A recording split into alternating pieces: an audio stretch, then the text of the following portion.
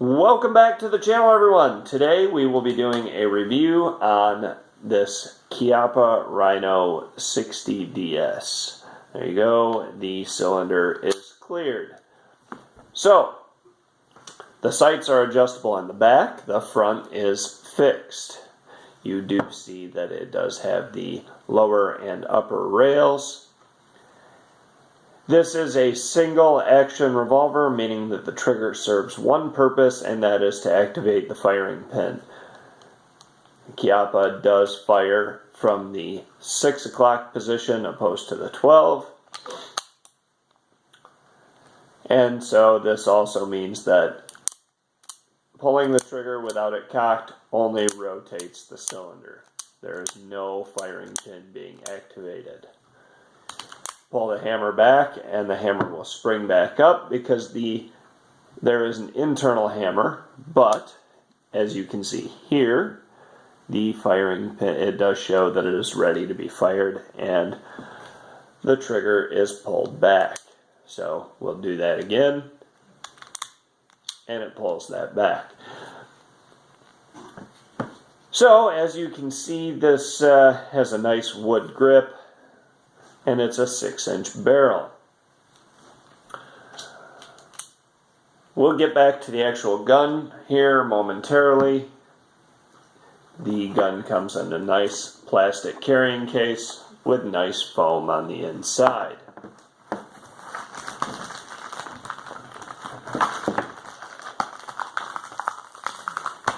There we go. Under the top foam, you have some safety instructions.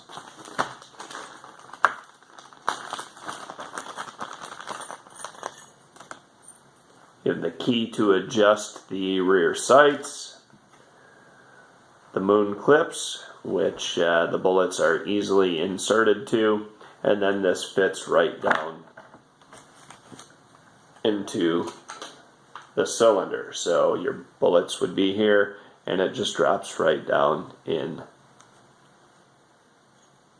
like so. Now the nice thing too, so it's in there, but when you eject, it ejects with the rod.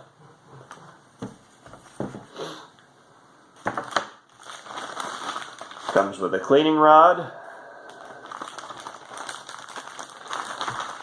and the instruction manual. It does show a breakdown of all the parts in the revolver. We'll show that complicated mess, or at least I thought it did. There we go. So there's quite a bit to it. There's a lot of mechanisms inside the Chiappa. So all in all, as far as the packaging goes, I'd give them a thumbs up on that. It's great that they include these little moon clips because, yeah, who doesn't like a little added accessories when they buy a firearm? Let's package this back up, or at least get it into the bag, and then we'll throw it off to the side here and get to the actual revolver. It also did come with a lock and a key, so. Alright, let's talk about the revolver. $950, I believe, is what I paid for this. It's a very niche firearm, so as far as trying to find one used was going to be very difficult. Let's see here, we'll get this side shown to you. So there we go. It's got the Rhino emblem there. It says Rhino 60DS. Made in Italy by Chiappa Firearms. Chiappa Firearms, Dayton, Ohio, 357 mag. This one is chambered in the 357, so that means I can also fire the 38 special. Let's see, on the sides of the grip does have the Rhino logo as well, and easily interchangeable. So let's go ahead and talk about the aesthetics of the firearm, the ergonomics of the firearm. So as far as how this thing looks, I really am a fan of it. That was actually what started my interest in it, and then I did a little bit more research, and I really did like everything else about it.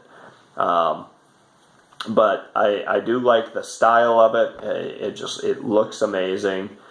I love the non-standard cylinder. I love that it's oddly shaped, not just round. I love the customization available on this. They make a lot of aftermarket grips for them, but I'll probably keep this one. I really do like the wood. I just wish that maybe it had a little bit farther, a little bit more down here. I love that you can easily add either undersight or a small mag light, and then you could also put a red dot up there. As far as how the gun is, for me being left-handed, so keep that in mind, and it may be different for you right-handed fellers, or ladies, I guess. But as far as me being left-handed, it works out real nice. That I guess I don't even know how. Okay, so that feels weird, but as far as this goes, all right. So I'm just going to talk about how it is for me. Holding it, again, I wish there was a little bit more down here, a little bit more length for grip. It really is easy for me to cock this every time. Wrapping up right there. I thought it was going to be a little bit harder. The first initial pulls are pretty difficult, and it is pretty stiff, but once you get in the habit of doing it, it really does go back relatively easy. So, you really don't have to fight with it too much. But if I try it left-handed, and trying it one-handed, which I wouldn't want to shoot this firearm one-handed, maybe with the 38 Special, but with the 357 mag, it was relatively uncomfortable. I can't say it was uncomfortable. The recoil was more potent than what I anticipated. So, anyway, the looks of the firearm, great. The aesthetics, I noticed that for me, and we'll go from a top shot, I bend my middle knuckle when I go to pull the trigger, which if I had it tucked and used more of just my first knuckle here, I don't think it'd be as big of a problem. But with me bending it out, I'm a little bit higher up here. And keep in mind, firing from the 6 o'clock position, I didn't burn myself, but I definitely felt heat coming from the top there. So, trigger back, go to pull it, and as you can see, I'm borderline there, and so there is a little bit of heat coming over your top finger. Not to the point that it got burnt, but to the point that you have to be aware of it. The firearm held a lot of heat. It retained a lot of heat firing through 357 mag.